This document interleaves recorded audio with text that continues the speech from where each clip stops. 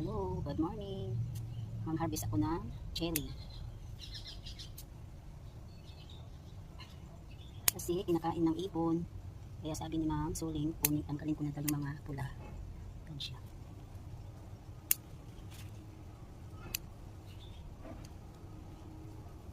Sobrang anghang. Super spicy.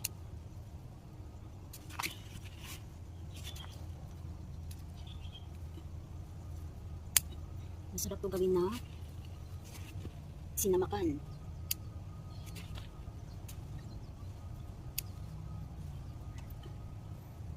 Kasi nalalaglag na yung sobrang hinog. Ayun.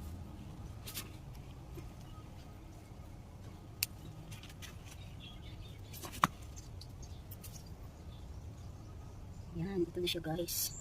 Chili, ang dami ko na nakuha ang chili. Yan. Sinamakan.